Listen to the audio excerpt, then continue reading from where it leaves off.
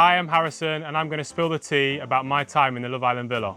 I feel like I always wanted to enter as a bombshell. I feel like the way I came in was iconic. I feel like I wouldn't have wanted to do it any other way. I think initially I was very attracted to Tone.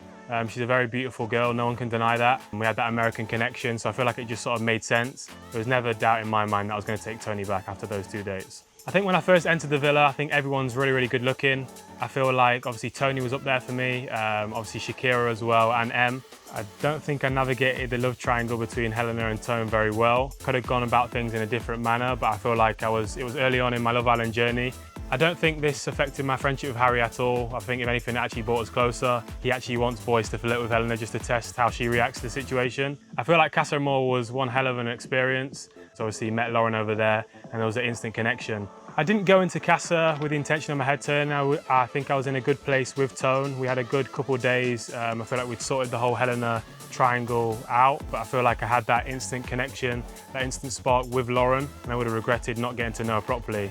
I think everyone could see the way I was being. The boys said to me that the Harrison that they'd seen prior to Casa compared to the one in Casa was completely different. I was just a happier boy in general, waking up and seeing Lauren next to me. Watching Tony get to know Cash was a bit difficult for me.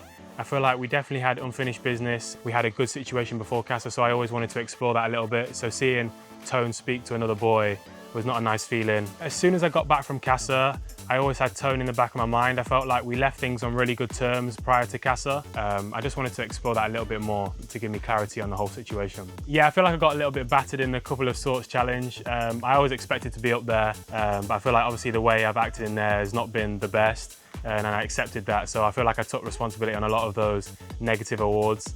And I mean, shock, it was me, H and D stood up there for most of them. I feel like the moment I coupled up with Tony for the last time, I feel like something was holding me back in getting to know her. And I feel like that reason was definitely Lauren. I came into the villa looking for a girlfriend and someone that I can see a future with, and Lauren is definitely that.